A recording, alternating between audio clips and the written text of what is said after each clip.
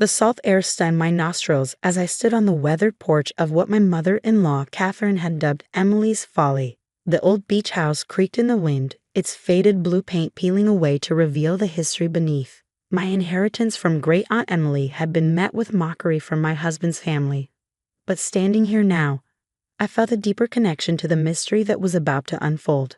"Anna, darling," my mother-in-law's voice dripped with false sympathy during last week's family dinner, "you really should just sell it. The property taxes alone will eat up your teacher's salary." She adjusted her tennis bracelet, a gift from her latest Mediterranean cruise. "Though I doubt anyone would pay much for that eyesore." My husband James had shifted uncomfortably in his seat but said nothing. He never did when his mother was on one of her tirades about my unfortunate background. After all, I was just a high school history teacher who had married into the prestigious Campbell family. What did I know about property management? But Great-Aunt Emily had known exactly what she was doing when she left from the old Richardson beach house. "You'll understand its value," she'd written in her will. "You always saw the stories behind things that others missed." Now, 1 week after that uncomfortable dinner, I stood on the property that had caused so much family drama, waiting for Dr. Sarah Chin from the State Historical Society. Her email yesterday had been cryptic but urgent. "Found something in the archives. Need to verify in person. Don't tell anyone yet." The crunch of tires on gravel announced her arrival. Dr. Chin emerged from her car clutching a leather portfolio, her eyes already fixed on the house's Victorian architecture. "Mrs. Campbell," she extended her hand. "Thank you for meeting me on such short notice. Please call me Anna." I led her up the creaking steps. "Your email mentioned a discovery." She nodded, following me into the grand foyer where dust motes danced in the afternoon, light streaming through salt-stained windows. "What do you know about this house's history?" I ran my hand along the ornate banister. "It was built in 1876 by the Richardson family. They were merchants, I think. The house passed through several owners before my great-aunt's family acquired it in the 1940s. Sarah smiled, opening her portfolio. "That's the public history, but yesterday I found these." She pulled out a stack of yellowed photographs and documents. They were misfiled in the state archives, hidden away for decades. My historian's heart quickened as I examined the first photograph. It showed the house in its prime, a magnificent example of Victorian architecture with a widow's walk overlooking the Atlantic. But it was the people in the photo that caught my attention. A group of figures huddled on the porch at night, some carrying bags. "Look at the date," Sarah pointed. 1852. I frowned. But the house wasn't built until 1876. That's what the public records say. She spread more documents across the dusty dining room table. But these tell a different story. The Richardson Beach House wasn't just a merchant's home, Hannah. It was a key station on the Underground Railroad. The world seemed to shift beneath my feet as the implications sank in. But that would mean the house is at least 20 years older than officially recorded. The Richardson family deliberately obscured its age and history to protect its secret. She pulled out architectural plans. "Look at these hidden rooms, concealed passages, all designed to hide people escaping slavery." My hands trembled as I examined the plans. Suddenly, all the house's quirks made sense. The oddly placed closets, the unexplained crawl spaces I'd discovered during my initial exploration. "There's more," Sarah continued. "The house didn't just shelter people fleeing north. It was also a meeting place for abolitionists, including several prominent historical figures. We found correspondence suggesting Frederick Douglass himself may have stayed here." I sank into a dusty chair, my mind racing. "Why are you telling me this now?" "Because developers have been pressuring the city council to approve demolition permits for this entire stretch of beachfront. 3 major hotel chains are competing for the property." She met my eyes. "If this house's true historical significance is verified, it would not only be protected from demolition, but would qualify for substantial preservation grants." A knock at the door interrupted us. Through the wavering glass, I recognized James's sister Elizabeth's sleek silhouette. "Hide these," I whispered to Sarah, helping her quickly gather the documents. Elizabeth had a habit of reporting everything back to her mother. "Anna?" Elizabeth's voice carried through the house as she let herself in. "Mother sent me to talk sense into you about this dump. There's a developer offering." She stopped short seeing Sarah. "Oh, I didn't realize you had company." Dr. Chen from the Historical Society, I said smoothly. Just a routine property assessment. Elizabeth's perfectly plucked eyebrows rose. Historical Society? Please tell me you're not wasting time trying to save this place. The land alone is worth millions to developers. Think about what that could mean for you and James.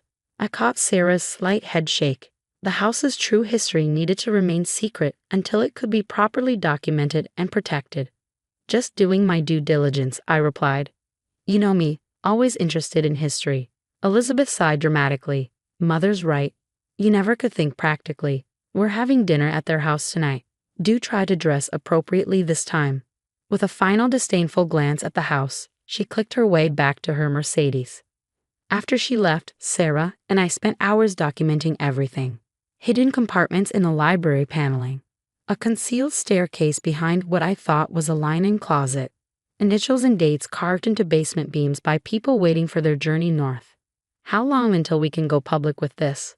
I asked as the sun began to set. I've called in our top preservation experts. They'll be here tomorrow to begin documentation. Once we verify everything, she paused. Anna, this isn't just about saving a building. This house represents a crucial piece of American history. The grants alone would be substantial, but more importantly, it could become a museum, an educational center. I thought about Great Aunt Emily's words, you'll understand its value. Had she known? Had this secret been passed down through generations? Tonight's going to be interesting, I murmured, watching Sarah drive away. I had to sit through another family dinner, knowing what I knew, keeping this monumental secret while enduring their condescension. But for the first time since inheriting the house, I felt not just defensive, but proud. This place had helped people find freedom. It had sheltered those fighting for justice. And now, in its own way, it would help me find my freedom from the Campbells' constant judgment. I locked up carefully, patting the solid wooden door that had welcomed so many to safety. Your story will be told, I promised the old house. Just not quite yet. As I drove to my in-laws' mansion for dinner, I thought about all those who had passed through the Richardson house seeking freedom. Tonight, I would channel their courage as I sat through one more evening of subtle insults and not-so-subtle manipulation. Let them mock my inheritance. Let them call it worthless. The truth would be revealed soon enough. The Campbell family mansion loomed before me, its manicured lawns and carefully curated gardens a stark contrast to my weathered beach house. I straightened my dress. A simple but elegant black number that Catherine would still undoubtedly find fault with, and rang the doorbell. Anna, darling. Catherine's voice carried that familiar false warmth as she opened the door. We were just discussing your situation. The dining room buzzed with familiar faces. James's father, Richard, occupied his usual place at the head of the table, barely looking up from his phone where he undoubtedly tracked stock prices. Elizabeth and her husband Brad sat to one side, while their cousin Margaret, a real estate agent, gestured animatedly about something. Anna, Margaret called out. Perfect timing. I was just telling everyone about an amazing offer I received for your beach property. Oceanfront Resorts is willing to go to $3 million cash deal. They'll even handle the demolition costs. I took my seat beside James, who squeezed my hand under the table. He knew how much Great Aunt Emily's house meant to me, even if he didn't understand why. That's very kind, Margaret, I said carefully, but I'm not interested in selling right now. The room fell silent. Catherine set down her wine glass with a sharp clink. Anna, she began in that patronizing tone I'd grown to hate. I know you felt attached to your aunt's property, but you need to be practical. That house is falling apart. The property taxes alone are manageable within my salary, I finished firmly.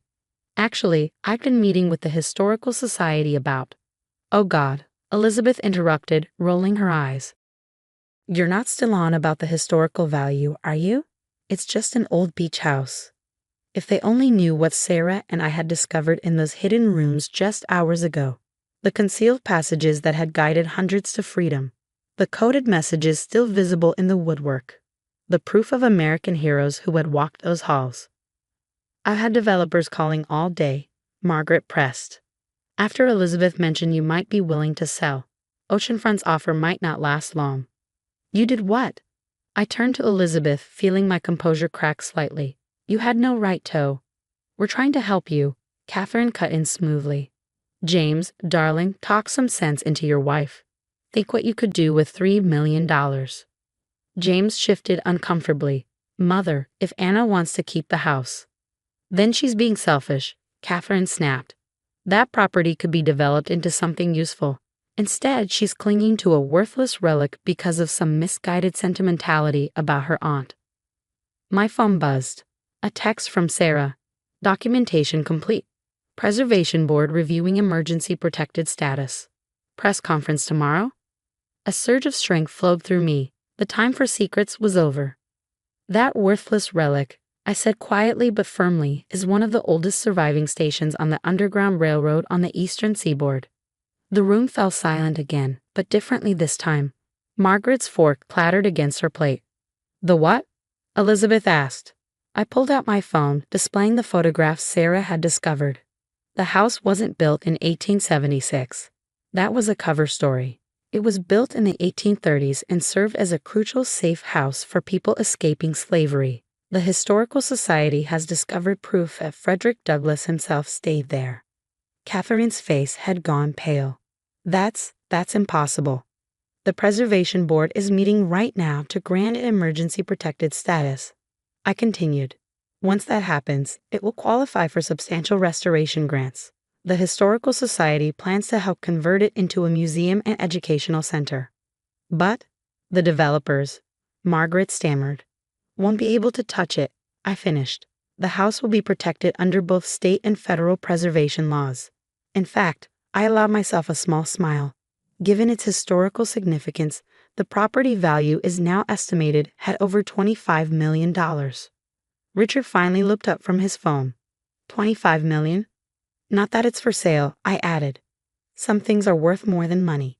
This house helped people find freedom. Now it can help teach future generations about courage, justice, and the power of standing up for what's right. The dining room erupted in chaos. Margaret frantically called her developer contacts. Elizabeth stared at me with a mixture of shock and newfound respect. Catherine sat frozen, her perfect hostess mask cracking. My phone buzzed again. Sarah had sent a link to the Preservation Board's decision. The Richardson house was now officially protected. James looked at me with wide eyes. You knew about this when you inherited it? I shook my head. Great Aunt Emily knew its importance, but she kept the secret to protect the house. She left it to me because she knew I understand its true value. I met Catherine's eyes across the table, not just its price tag. The next few weeks were a whirlwind.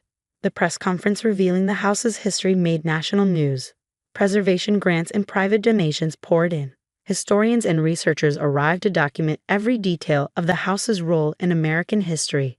Catherine tried to salvage her social standing by suddenly becoming the house's biggest supporter. My daughter-in-law is doing such important work, she would tell anyone who listened. We always knew that house was special.